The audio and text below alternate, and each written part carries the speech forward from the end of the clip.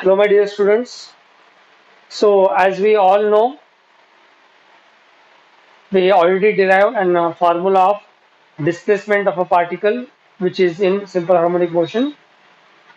That we know that it is y is equal to a sine omega t.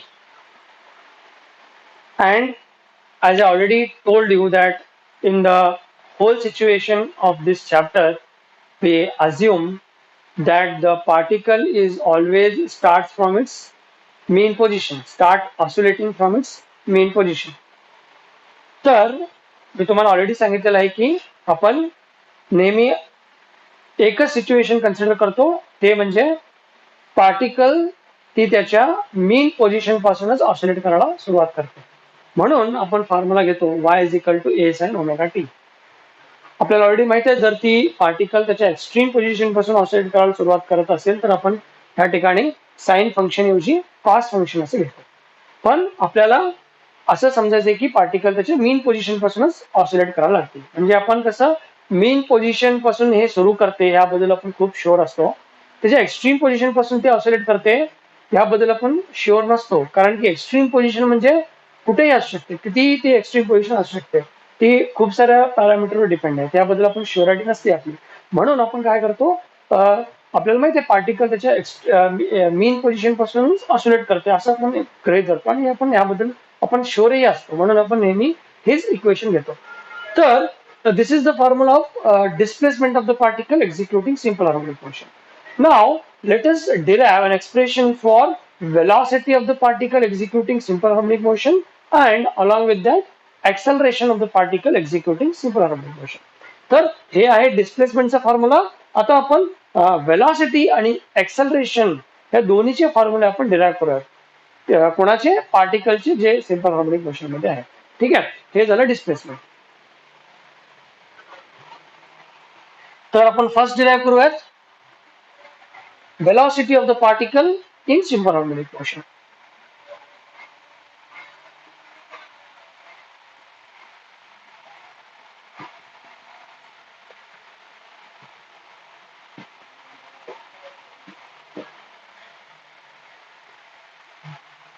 Velocity of a particle in simple harmonic motion.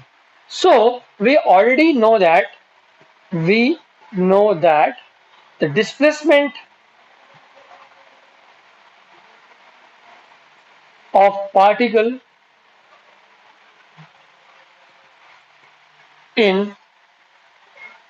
simple harmonic motion is y is equal to a sine omega t. Now call this as equation number 1. Okay, so already we have an idea that this is a displacement formula of a particle which is in simple harmonic motion. We have this formula already. Now to get the formula of velocity, what we have to do is just we have to differentiate this equation with respect to time. आपल्याला माहित आहे, जेव्हा आपण डिस्प्लेसमेंटला time सोबत compare करतो किंवा time सोबत आपण कॅल्क्युलेट करतो, तर आपल्याला एक पॅरामीटर मिळते, त्याला आपण व्हेलॉसिटी असं म्हणतो. तर हे झालं डिस्प्लेसमेंटचा formula.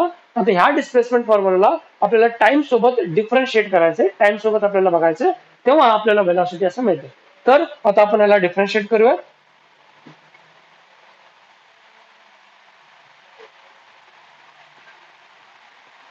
Differentiating with respect to time. आता या फॉर्म्युला आपण डिफरन्शिएट करूया दोन्ही side.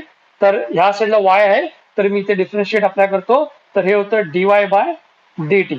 Differentiation of displacement respect to time dt, dy by dt. आता इकडे डिफरन्शिएट अप्लाय करूया d by dt.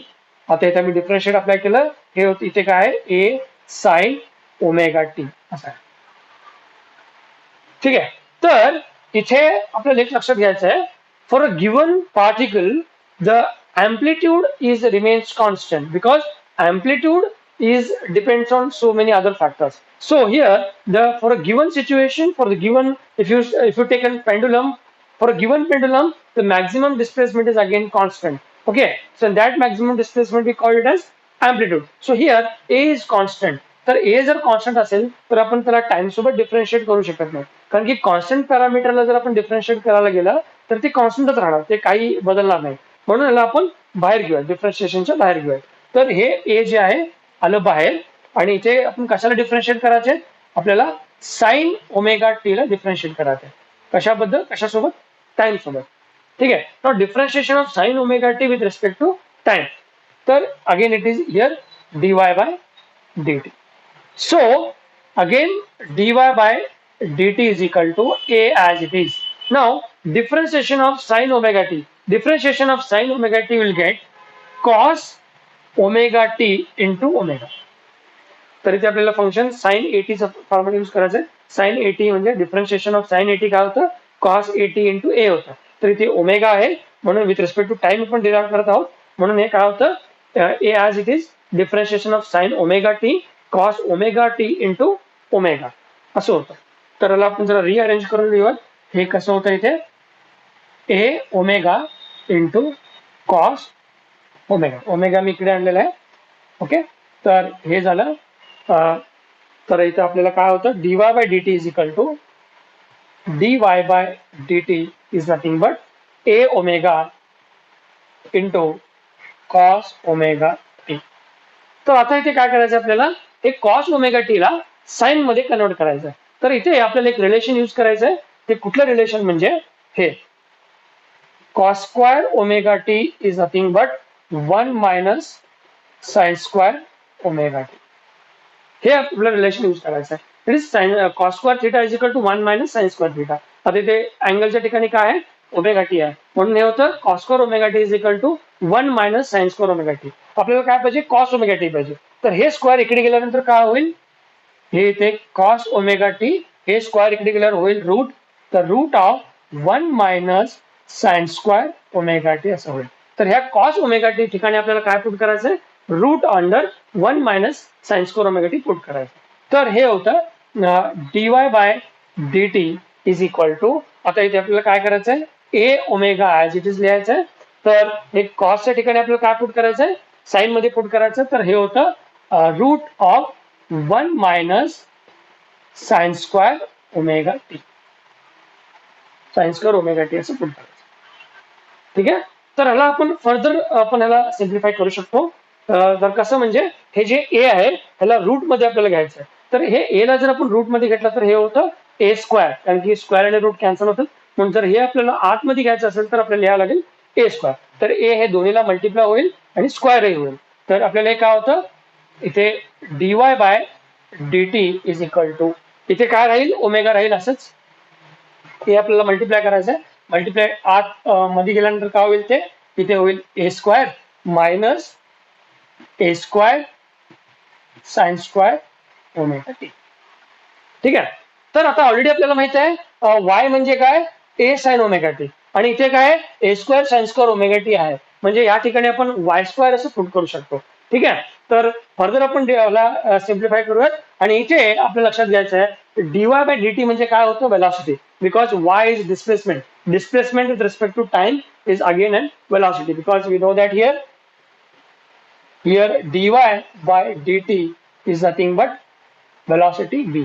So dy by dt means v is equal to here omega as it is.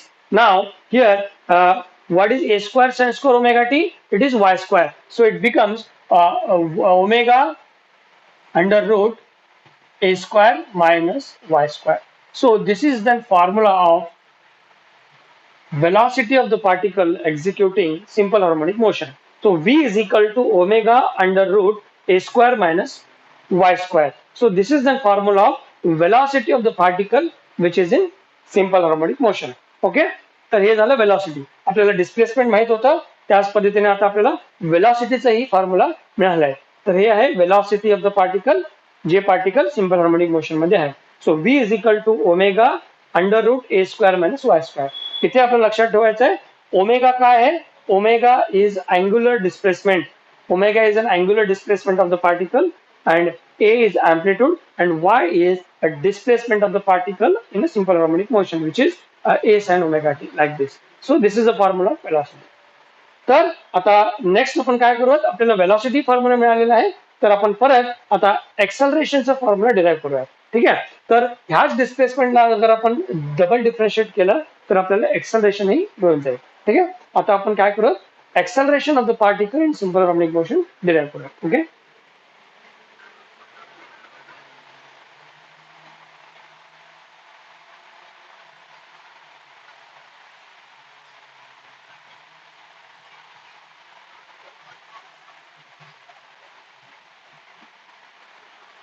तर आता आपल्याला काय करायचं आहे, सेकंड सिच्युएशन मध्ये एक्सेलरेशन डिराइव्ह करायचं आहे.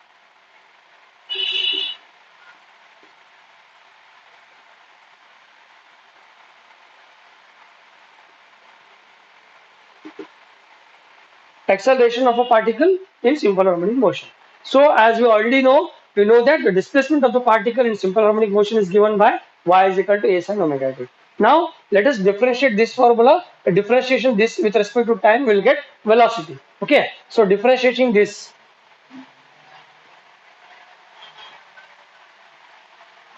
differentiating with respect to time t, what we will get? We will get dy by dt is equal to, so already we did the differentiation of this, as a is constant, differentiation of sine omega t is cos omega t, so it becomes cos omega t into omega, so it becomes a omega into cos omega t. ठीक है. And this is the differentiation of this formula, a omega into cos omega t. Okay, हे आता आपण already आपण last time केलेलं आहे. आता आपल्याला काय करायचं आहे, परत ह्या फॉर्म्युलाला डिफरन्शिएट करायचं आहे. परत आपण जर जेव्हा डिफरन्शिएट करू तर आपल्याला डबल डिफरन्शिएशन मिळेल. डबल डिफरन्शिएशन ऑफ डिस्प्लेसमेंट काय देईल, आपल्याला डायरेक्टली एक्सेलरेशन देईल. सो अगेन डिफरन्शिएटिंग,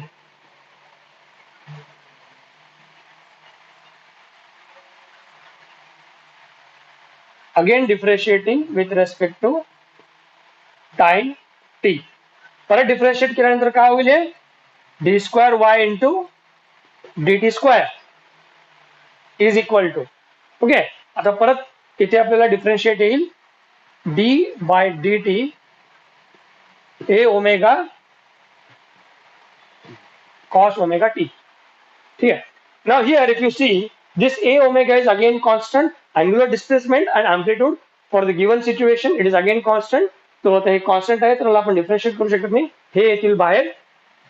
आणि double differentiation of y displacement with respect to time, हे आपल्याला काय देईल, हे आपल्याला एक्सेलरेशन देईल, acceleration of the particle which is in simple harmonic motion. ठीक आहे. तर इथे d square y by d t square it will give direct acceleration of the particle. Okay, so this becomes acceleration. So here a omega comes outside.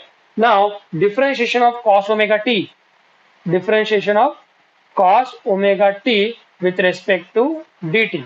तर differentiation of cos omega t with respect to dt काय होतं, minus sin omega t into omega असं होतं.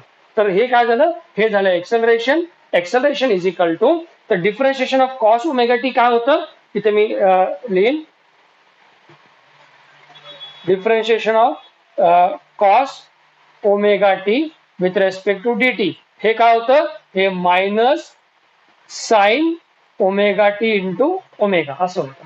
ठीक आहे. तर इथे already आपल्याकडे एक ओमेगा आहे आणि हे डिफरन्शिएट केल्यानंतर minus sine omega T into omega येतं. तर हे फायनली काय होईल, इथे ए ॲज इट इज होईल, आपल्याकडे अनेक ओमेगा इकडे येईल, इथे ओमेगा आहे तर हे होईल ए ओमेगा स्क्वायर मायनस, इथे आपल्याला मायनस लिहायचं आहे, मायनस साइन ओमेगा टी. तर A is equal to minus A omega square sine omega T. तर ह्याला मी थोडं रिअरेंज करून लिहितो. तर आपल्याला काय मिळालंय, A is equal to minus A omega square sine omega T मिळाला. आता मी ह्याला रिअरेंज करून लिहितो, मायनस ओमेगा स्क्वायर, ए मी इकडे आणतो, हे होतं ए साइन ओमेगा टी. तर इथे परत ए साइन ओमेगा टी म्हणजे आपल्याला माहिती आहे इक्वेशन 1 पासून हे परत वाय होतं, म्हणून एक्सेलरेशन काय येईल formula, minus omega square into Y, because here A sine omega T means Y. So this is the formula of acceleration of the particle executing simple harmonic motion. So a is equal to minus omega square into y. ठीक है. Again, if you see, what is a? A is an acceleration of the particle in simple harmonic motion. What is omega? Omega is an angular displacement of the particle, and what is y? It is displacement of the particle from its mean position, which is a sin omega t. So this is an acceleration formula. Okay. So आपण काय करूयात next क्लासमध्ये आपण काय करूयात velocity आणि acceleration पार्टिकलचे कुठे maximum असतात आणि कुठे मिनिमम असतात ह्याला समजण्याचा प्रयत्न करूया. आता ऑलरेडी आपल्याला एक्सेलरेशन आणि वेलॉसिटी दोन्ही फॉर्म्युले मिळालेले आहेत. आता आपण काय करूयात ते कुठे मॅक्सिमम असतात आणि कुठे मिनिमम असतात कुठल्या पोझिशन मध्ये त्याला आपण थोडं समजण्याचा प्रयत्न करूया. ठीक आहे. तर तुम्ही आय होप हे नोट डाऊन केलेला आहात. तुम्हाला कळालं असेल वेलॉसिटीचा फॉर्म्युला आणि acceleration of the particle in simple harmonic motion त्याचा फॉर्म्युला. आता आपण दोन्ही कुठल्या कुठल्या पोझिशन मध्ये मॅक्सिमम आणि मिनिमम असतात त्याचं थोडं बघून घेऊ. ठीक आहे.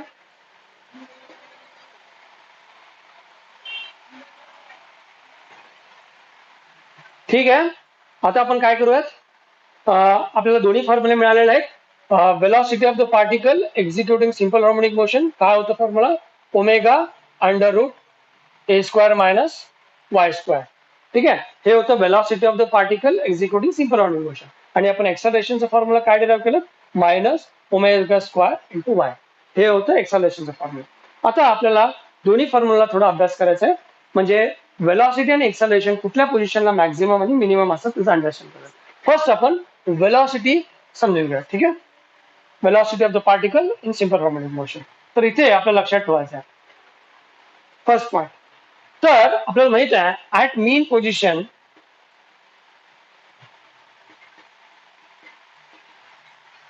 Position what is the displacement of the particle it is 0.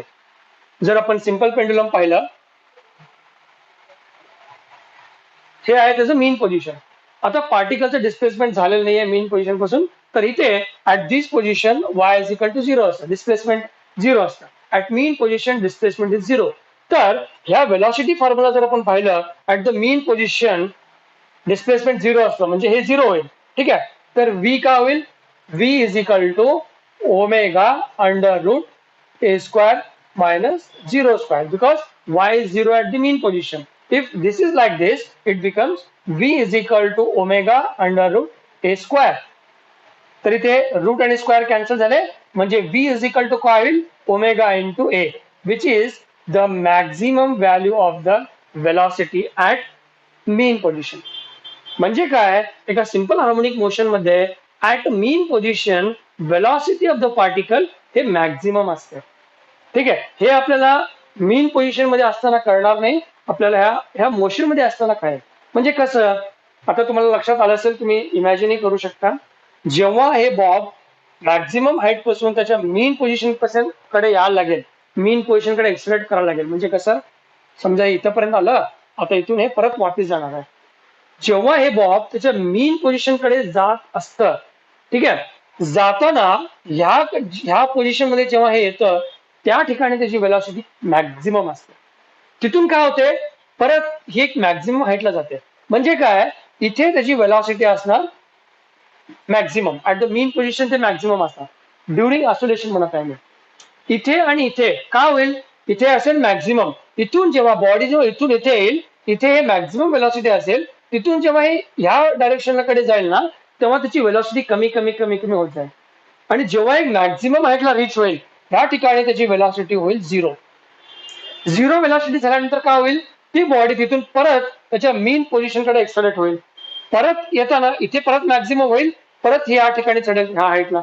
एक मॅक्झिमम हाईटला जेव्हा इथे रीच होईल तेव्हा त्याची वेलॉसिटी इथे 0 होईल तिथून परत ती तिच्या मीन पोझिशन कडे येईल. तर अशा पद्धतीने ऑसिलेट होत राहील. म्हणजे काय the velocity of the particle which is in simple harmonic motion is maximum at the mean position and obviously you got an idea that it is 0 at its extreme position. तर ह्या दोन्ही पोझिशनला आपण काय म्हणतो एक्स्ट्रीम पोझिशन म्हणतो म्हणजे पेंडुलमच्या मीन position पासून ते दोन्ही मॅक्झिमम डिस्प्लेसमेंट होतं ना त्या पोझिशनला आपण एक्स्ट्रीम पोझिशन होतो. तर दोन्ही एक्स्ट्रीम पोझिशनला पार्टिकलची वेलॉसिटी 0 असते आणि हे मॅक्झिमम कुठे असते त्याच्या मीन पोझिशनला. तर ऍट मीन पोझिशन आपल्याला माहिती आहे डिस्प्लेसमेंट 0 असतं म्हणून वेलॉसिटी काय झालं मॅक्झिमम आहे. तर अशाच पद्धतीने आपण सेकंड बघायचंय at extreme position.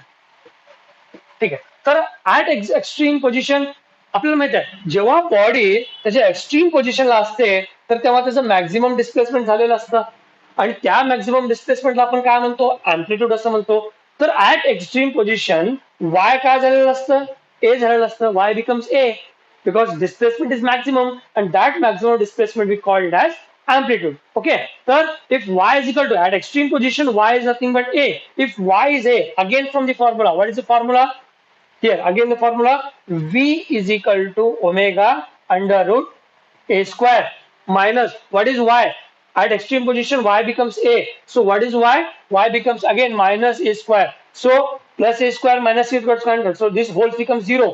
If 0 into omega, again v becomes equal to 0, which is the minimum value.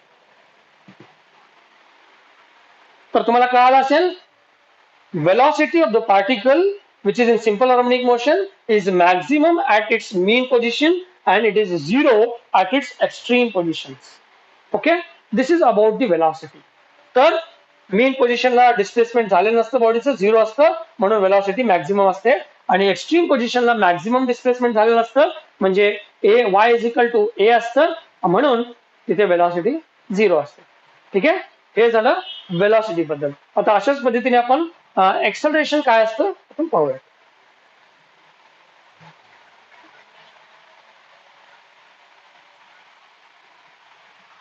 ठीक आहे, परत एकदा ते सिच्युएशन मी घेतो.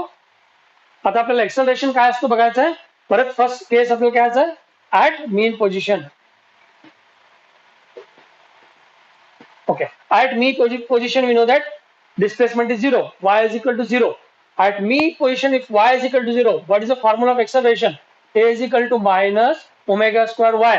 आता y आपल्याला काय करायचं आहे, at the mean position y 0 असतं म्हणून हे y काय होईल, 0 होईल. Omega square into 0, therefore acceleration is also 0, which is its minimum value. म्हणजे ऍट द मीन पोझिशन, ह्या पोझिशनला मीन पोझिशनला एक्सेलरेशन 0 असतं. ओके, तर इथे एक्सेलरेशन 0 असेल तर ते मॅक्झिमम कुठे असणार, ऑब्व्हियसली ते मॅक्झिमम त्याच्या एक्स्ट्रीम पोझिशनला असणार. म्हणजे जेव्हा ही बॉडी ऑसिलेट करत एक मॅक्झिमम हाईटला येईल, जेव्हा इथे येईल एक मॅक्झिमम हाईटला रीच झाल्यानंतर ते मॅक्झिमम एक्सेलरेशन त्याच्या मेन पोझिशनकडे प्रोड्यूस करेल. म्हणजे मॅक्झिमम इकडे एक्सेलरेट होईल. परत जसं जसं जसं इथे येईल इथे त्याचं एक्सेलरेशन होईल 0. परत इथून ते आपल्या मुवमेंट ऑफ इनर्शियामुळे परत ह्या साईडला जाईल, एक पर्टिक्युलर हाईटला गेल्यावरती मॅक्झिमम एनर्जी त्याच्यात येईल, मॅक्झिमम एक्सेलरेशन प्रोड्यूस होईल. परत ते मॅक्झिमम एक्सेलरेशन ती परत मीन पोझिशनकडे येईल, परत इथे इथे 0 होईल परत. तर अशा पद्धतीने हे मोशन करायला लागेल. तर एक्सेलरेशन जे असतं पार्टिकलचं, जे पार्टिकल सिंपल हार्मोनिक मोशन मध्ये आहे ते ऍट द मीन पोझिशन त्याचं एक्सेलरेशन 0 असतं. आणि आता तुम्हाला कळालंच असेल ते कुठे मॅक्झिमम असेल, त्याचं एक्स्ट्रीम पोझिशनला. ते आता आपण बघूया. सेकंड सिच्युएशन काय, ऍट एक्स्ट्रीम पोझिशन. आता सांगा at the extreme position Y काय असतं, वाय इज इक्वल टू ए झालेलं असतं किंवा बॉडीचं मीन पोझिशन पासून मॅक्झिमम डिस्प्लेसमेंट झालेलं असतं आणि त्या मॅक्झिमम डिस्प्लेसमेंटला आपण अँप्लिट्यूड असं म्हणतो. तर displacement is equal to amplitude. At extreme position, y becomes a. If y becomes a, then according to the same formula, a is equal to minus omega square y. Y become a. So this is a is equal to minus omega square into a. This is the maximum value of what, acceleration at the extreme position. So this is the maximum value of acceleration at the extreme position. A is equal to minus omega square into a. A because at the extreme position y is nothing but a. Therefore acceleration is equal to minus omega square into a. तर at the mean position acceleration 0 असतं आणि at the extreme position acceleration हे maximum असतं. ठीक आहे, तर हे झालं एक्सेलरेशन आणि वेलॉसिटी पार्टिकलचे, जे पार्टिकल सिंपल हार्मोनिक मोशन मध्ये आहेत. आय होप तुम्हाला लक्षात आलं असेल. तुम्हाला हे दोन्ही फॉर्म्युला लक्षात ठेवायचे, velocity of the particle executing simple harmonic motion आणि displacement acceleration of the particle. Displacement तुम्हाला माहितीच आहे, y इज इक्वल टू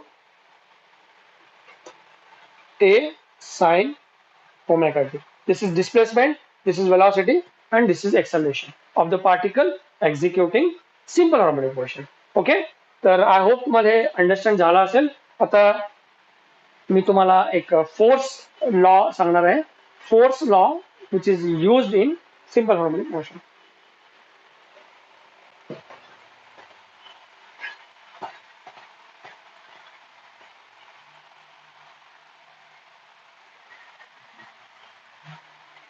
तो आपला नेक्स्ट पॉइंट काय आहे? Force law in simple harmonic motion. तर चला आता आपण फोर्स लॉ काय आहे त्याला समजण्याचा प्रयत्न करूया. ठीक आहे. आता हे फोर्स लॉ काय आहे पहिले मी तुम्हाला त्याचं स्टेटमेंट सांगतो, त्या लॉचं स्टेटमेंट सांगतो, परत त्याला आपण समजण्याचा प्रयत्न करूया. ठीक आहे. तर स्टेटमेंट काय आहे याचं?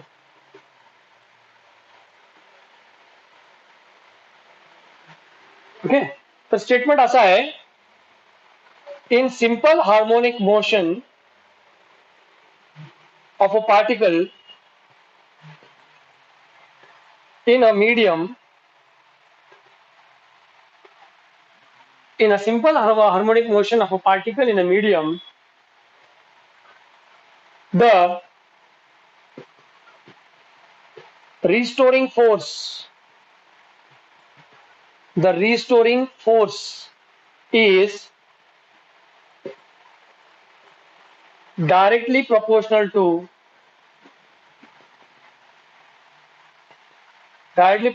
to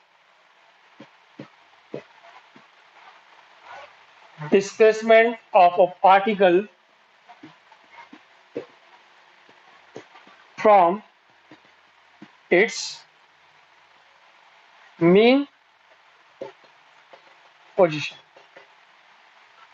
तर हे झालं force law which is use in simple harmonic motion. तर सिंपल आहे, in a simple harmonic motion of a particle in a medium, the restoring force is directly proportional to displacement of the particle from its mean position. आता हे restoring force म्हणजे काय? Simple आहे. आता आपल्याला समजण्याचा प्रयत्न करूया. हे रिजिड सपोर्ट झाला, हे एक स्ट्रिंग किंवा तार असं आपण दोरी किंवा घेतो, त्या ठिकाणी एक बॉब आहे, त्याचे एक पर्टिक्युलर लेंथ असतं. ठीक आहे. हे मेटलिक बॉब. आता हे फोर्स लॉ काय म्हणताय, एका सिंपल हार्मोनिक मोशन मध्ये आता समजा हे पार्टिकल आहे, हे बॉब आहे, हे हव्यामध्ये एक पर्टिक्युलर मीडियम मध्ये आपण एअर घेऊया, एअर मीडियम मध्ये असं ऑसिलेट करत आहे. ठीक आहे. So in a simple harmonic motion of a particle in medium, restoring force is directly proportional to displacement from its mean position. म्हणजे काय? आता बघा, आता आपल्याला माहित आहे हे जे पोझिशन आहे पेंडुलमच्या, ह्या पोझिशनला आपण काय म्हणतो? मीन पोझिशन असं म्हणतो. ठीक आहे. आता हे त्याच्या मीन पोझिशन मध्ये आहे. आता मी काय करतो, ह्या जे बॉब आहे त्याच्या मीन पोझिशन पासून एक पर्टिक्युलर हाईटला पर्टिक्युलर डिस्प्लेसमेंट नेट मी त्याला इथे आणतो. समजा मी त्याला आता इथे आणलेला,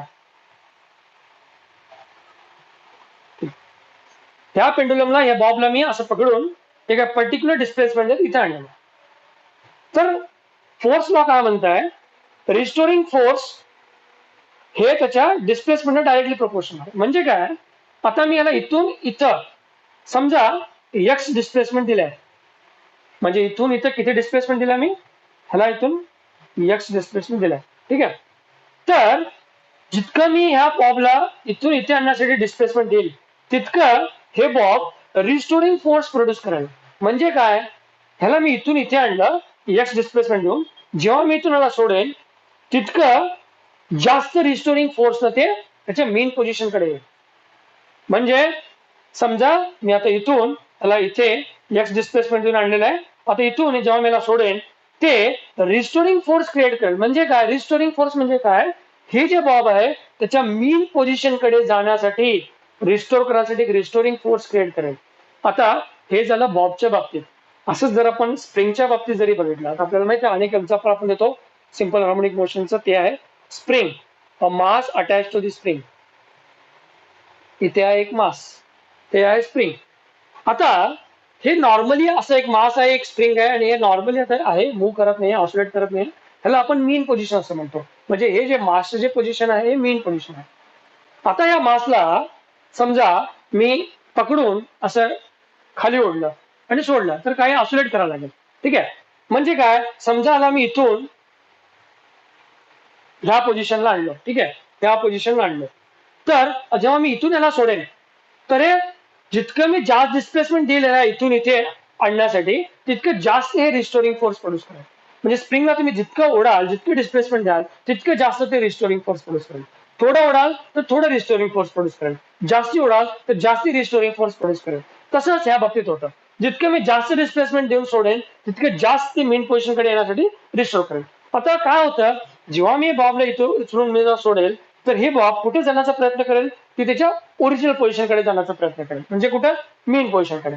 पण जेव्हा हे इथे येतं तर त्याच्या मेन पोझिशनकडे थांबणार थोडी, असं आलं परत इथे थांबणार असं नाही होत.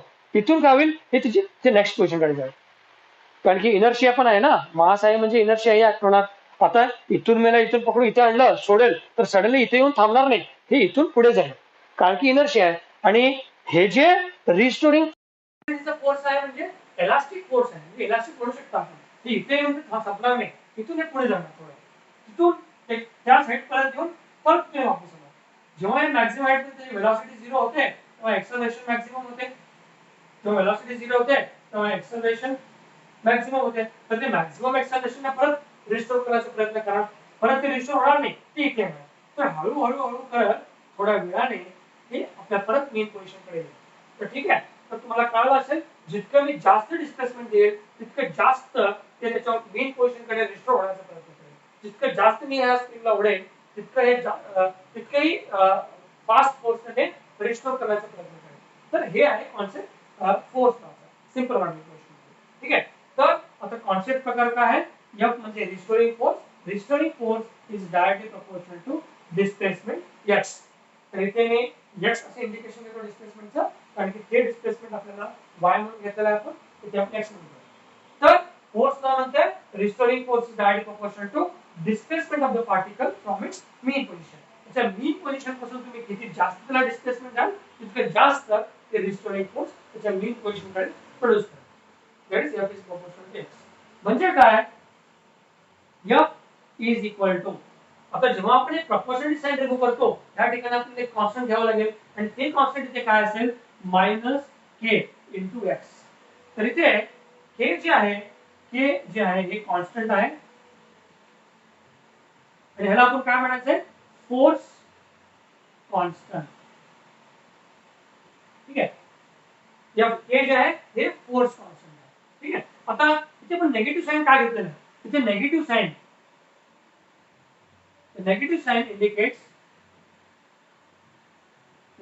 indicates आता तुम्ही बघा, मी बॉबला ह्या डायरेक्शन मध्ये डिस्प्लेस केला, इथून सोडला, तर हे रिस्टोरिंग फोर्स कुठल्या डायरेक्शन मध्ये प्रोड्यूस करेल, अपोजिट डायरेक्शन. म्हणजे स्प्रिंगला मी खालच्या डायरेक्शनला ओढलं, खाली ओढलं, म्हणजे खाली मी रिस्टोर केला, ह्या डायरेक्शनला मी रिस्टोरिंग फोर्स म्हणजे सॉरी डिस्प्लेसमेंट केला. तर सोडल्यानंतर ते रिस्टोरिंग फोर्स कुठल्या डायरेक्शनला करेल, अपोजिट डायरेक्शन. तर इथे F आणि x जे आहे रिस्टोरिंग फोर्स आणि डिस्प्लेसमेंट जे आहे ते दोन्ही अपोजिट आहेत, म्हणून या ठिकाणी नेगेटिव्ह साइन आहे. So negative sine indicates force and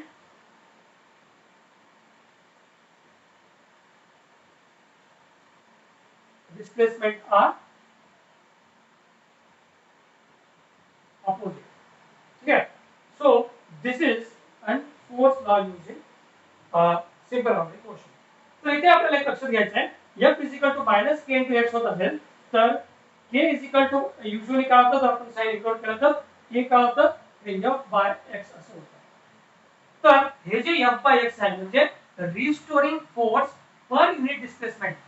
कुठल्याही वस्तूला स्प्रिंग असो किंवा हे बॉब असो, त्याला मी किती डिस्प्लेसमेंट दिल्यानंतर ते किती रिस्टोरिंग फोर्स प्रोड्यूस होईल ते खूप साऱ्या वेगळ्या वेगळ्या फॅक्टरवर डिपेंड आहे. ठीक आहे, ते त्याचं मास असेल ना का किंवा लेंथ ऑफ दी पेंडुलम असेल ना का, खूप साऱ्या गोष्टीवर ते डिपेंड आहे. इव्हन हे मीडियम हे हवेमध्ये करत नाही, एअर मध्ये करत नाही, एअर मध्ये पण ते डिपेंड असू शकतं. तर हे जे असतं F by k, कुठल्याही सिच्युएशन मध्ये F by k जे असतं, सॉरी F by x जे असतं ते कॉन्स्टंट असतं कुठल्याही pendulum for a given spring or for a given pendulum, it is always constant. Okay, it is known as force constant.